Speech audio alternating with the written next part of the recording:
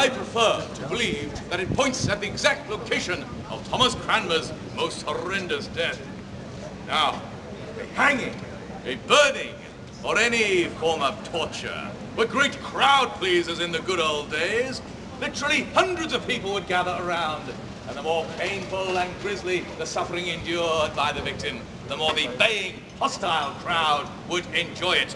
They had an unending appetite for other people's suffering, humiliation, and degradation.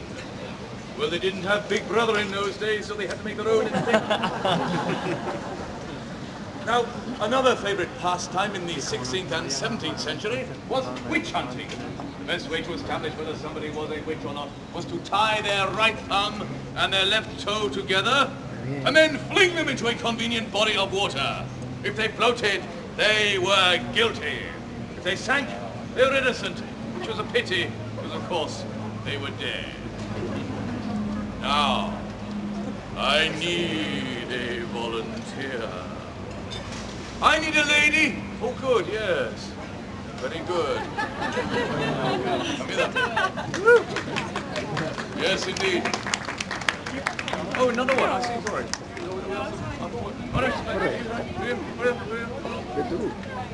Están diciendo, están llamándolas.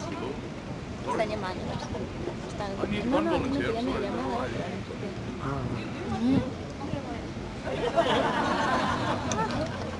thought there was going to be a fight there.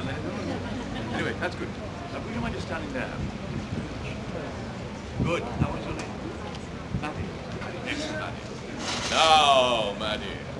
Didn't matter how old or young you were, if you were a witch, we needed to know. And various techniques were employed to gain confessions from accused witches.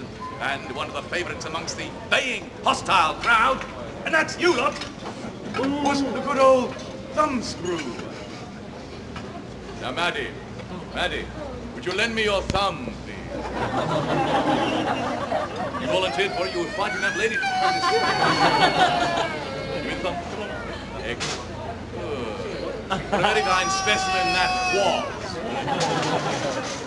Now, the thumbscrew is a devilish piece of equipment which basically encapsulated the thumb, and the more a screw was turned on the side of said thumbscrew, the more the pressure increased on the joints of the thumb.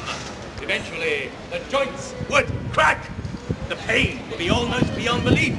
And if this were done properly, Maddie, the little soft pad at the end of the thumb there would become filled with blood. And the thumb would swell to be approximately the size of a golf ball. And then a few more turns would be taken with the thumbscrew, and it would grow bigger and bigger and bigger, till eventually...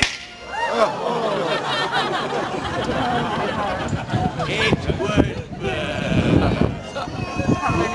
Congratulations, Maddie. I hereby pronounce you innocent of all charges. A big round of applause for Maddie there.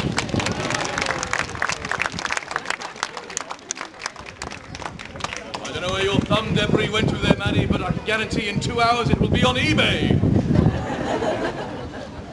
We will now, ladies and gentlemen, make our way down into the very heart of Old Oxford, where we shall meet Old Nick. When I say Old Nick, ladies and gentlemen, I'm not talking about Father Christmas. Oh, now before we do go down there, I'd just like to point out one particular building to you. Now, it's just to the right of the Sheldonian Theatre. Now, the Sheldonian Theatre is the circular building there with these statues outside it. Incidentally designed by Sir Christopher Wren when he was still a teenager. I can almost guarantee he got bullied at school. Now, just to the right of that building is the Old Ashmolean Museum, and in the basement of that building there was an anatomy school. Unfortunately, there was always a great shortage of bodies upon which the students could experiment. So if you had been hanged in Oxford, your troubles may well have not quite been over. For no sooner had you finished twitching at the end of the rope, when there was a pretty good chance you would have been cut down by over-enthusiastic students, carted off down into the basement of that building, and sliced and diced, all in the name of medical research.